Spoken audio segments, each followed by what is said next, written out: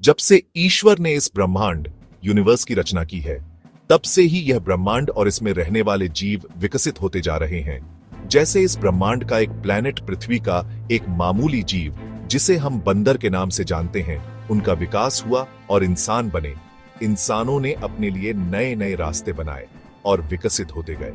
और अब वही बंदर, जिनके विकास का कारण कोई नहीं जानता कि उन्होंने कैसे विकास किया और क्यों विकास किया, और आज 2052 के समय तक उन्होंने इतना विकास कर लिया कि धीरे धीरे अब वो अपने प्लैनेट से बाहर भी कुछ ढूंढ रहे हैं।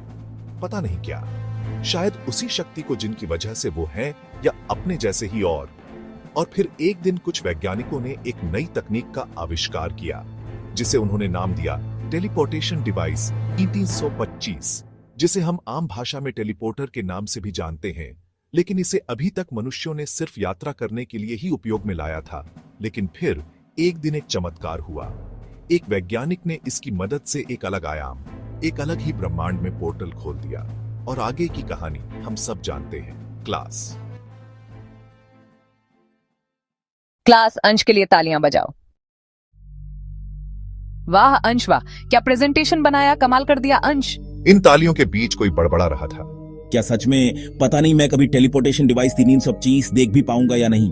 लास्ट बेंच पे आंखें बंद किए हुए एक लर्ड डे का ये सोच ही रहा था कि उसके कानों में एक आवाज गूंजती है। ध्रुव सहगल, क्या कर रहे हो तुम? यहाँ आओ और अपना प्रेजेंटेशन दिखाओ। प्रेजेंटेशन? जी मैम, एक प्लेनेट पे एक बच्चा रहता था, वो काफी गरीब था। ये क्या है ध्रुव? ये है तुम्हारा प्रेजेंटेशन? इतनी गंदी प्रेजेंटेशन। सभी बच्चे जोर जोर से ध्रुव का मजाक उड़ाने लगे। अरे ध्रुव, कम से कम बच्चे को अपने आप से कंपेयर तो नहीं करते? हल्का सा हंसते हुए, हाँ ध्रुव, अंश से कुछ तो सीखो। कहाँ उसकी प्रेजेंटेशन और कहाँ तुम्हारी घटिया प्रिपरेशन। बाहर जाओ और दोनों हाथ ऊपर करके खड़ेड़े रहो। यही है तुम्हारी पनिशमेंट। सब ध्रुव का मजाक उड़ाने लगे।